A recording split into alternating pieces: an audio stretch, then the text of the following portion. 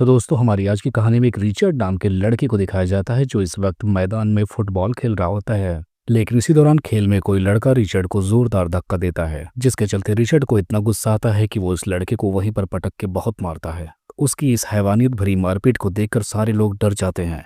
अब अगले हिस्से में हम देखते हैं रिचर्ड जब अपनी गर्लफ्रेंड के साथ अपनी कार में बैठता है। इसी दौरान वो अचानक से वुल्फ में बदलने लगता है, यानी एक भेड़िया बनने लगता है, जिसके बाद वो अपनी गर्लफ्रेंड को भी हर्ट करने लगता है और उसकी गर्लफ्रेंड कैसे भी करके वहां से बचकर भागने लगती है। अगले सीन में हम देखते हैं रिचर्ड अपने घर जब पहुंचता है तो उसे पता चलता है उसने अपने मॉम डैड तक को मार दिया है। अब हम देखते हैं रिचर्ड की फ्रेंड जाकर फौरन पुलिस को रिचर्ड के घर पर लाती है, जिसे देखने के बाद रिचर्ड अपने ही घर से भाग जाता है। अब ये खबर बहुत तेजी से फैल जाती है कि रिचर्ड बहुत ही ज्यादा खतरनाक लड़का है, यहाँ तक कि उसने अपने माता पिता को भी मार दिया। अगले दिन हम देखते हैं रिचर्ड एक जगह पर बैठा होता है जहां टीवी में वो ये न्यूज सुनता है कि उसके माँ बाप ने उसे गोद लिया था, यानी वो उनकी सगी औलाद नहीं था। ये सुनने के बाद रिचर्ड को और भी बुरा लगता है कि दुनिया में किसी ने उसे अपनाया भी और उसे ही उसने मार डाला। अगले दिन में हम देखते हैं रिचर्ड अपने आप को बच बचाकर रात में जा रहा था, लेकिन तभी हम रास्ते में देखते हैं दो लड़के मिलकर एक लड़की के साथ गलत व्यवहार कर रहे थे। यहाँ पर वो दोनों दरिंदे मिलकर उस लड़की को बहुत मार रहे थे, जिसके बाद वो लड़की रिचर्ड से मदद मांगती है। अब रिचर्ड उन लड़कों को ऐसा करने से मना करता है, लेकिन वो लड़के उसे नल्ला समझ लेते हैं, जिसके फौरन बाद हम देखते हैं रिचर्ड एक भेड़िए में बदलता है और उन दोनों लड़कों का काम तमाम कर देता है और वहां पर खड़ी लड़की डर के मारी ये सब कुछ देखकर भाग जाती है। अब रिचर्ड एक बार में पहुंचता है जहां पर उसे एक आदमी जो मिलता है जो रिचर्ड की तरह ही था, क्योंकि वो भी एक वॉल्फ बन सकता था।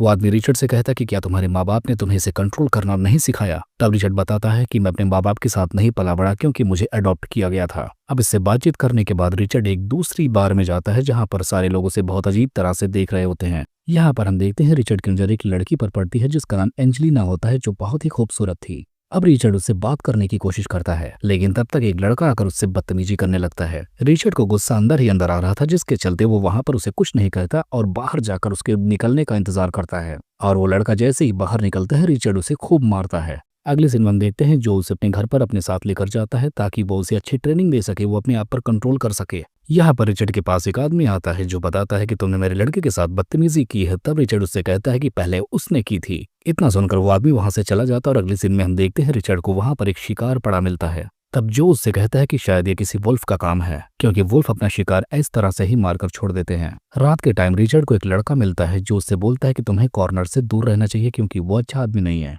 अब वो लड़का रिचर्ड से बताकर जब अकेले में होता है तब ही उसे कॉर्नर के आदमी पकड़ लेते और उससे पूछते कि आखिर तुमने रिचर्ड से क्या कहा। अगले दिन हम देखते हैं रास्ते में रिचर्ड को एंजेलिना मिलती है जो उसे मेरे साथ अपने घर तक लेकर जाती है। एंजेलिना की मॉम रिचर्ड को हक कर लेती है। ये बात एंजेलिना को कुछ हजम नहीं होती।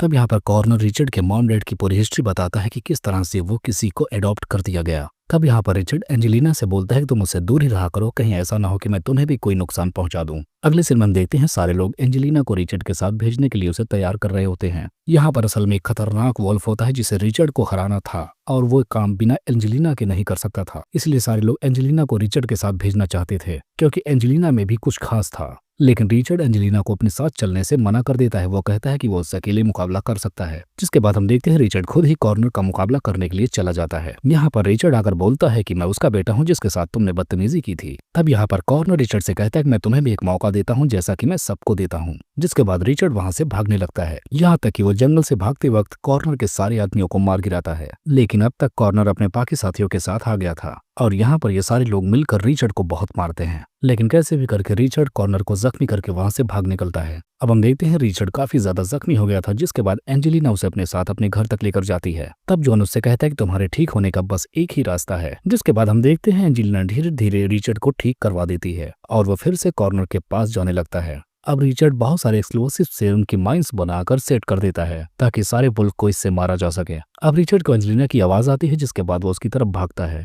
घर पहुंचकर उसे पता चलता है कि जो ने एंजेलिना और उसके डैडी को किडनैप कर लिया है, जिसके बाद वो फौरन जो को मारता है और एंजेलिना उसके डैड को बचाता है। अब वो घर आता है, तब तक कॉर्नर बाकी साथियों के साथ उसके घर पे पहुंच गया था, जिसके बाद जॉन उन सबको शूट कर देता है। जिसके बाद कॉर्नर रिचर्ड से कहता है कि मैं तुम्हारी मॉम से बहुत प्यार करता था और असल में तुम्हारे नाना ने उसे मुझसे छिपा दिया था, जिसके चलते मैं एक शैतान बन गया था। तभी वहां पर वही जॉन आता है जिसने रिचर्ड को यहाँ पर भेजा था। वो कहता है कि मैं कॉर्नर से अपना बदला लेना चाहता हूँ, लेकिन मैं अकेला ये नहीं कर सका, इसीलिए मैंने रिचर्ड के पेरेंट्स को मारा, जिसके बाद मैं इसको यहाँ तक लेकर आया। अब रिचर्ड को इतनी बातें जानकर बहुत ज्यादा गुस्सा आता है। वो उसे मारने लगता है, लेकिन तब तक कॉर्नर उसके पास आ जाता है। जिसके बाद जॉन अपनी पंजों से कॉर्नर की गर्दन काट देता है और वो वहीं पर मारा जाता है। जिसके बाद जब वो वहां से जाने लगता है तो रिचर्ड जमीन से सिगरेट उठाकर उसके मुंह में डालता है, लेकिन वह सिगरेट पीने के बाद जब जमीन पर फेंकता है तो वहां के एक्सप्लोसिव दग जाते हैं, जिसके चलते बहुत बड़ा ब्लास्ट होता है और इस तरह से जॉन भी यहाँ पर मारा जाता है। इसी के साथ इस कहानी का यहीं पर एंड हो जाता है।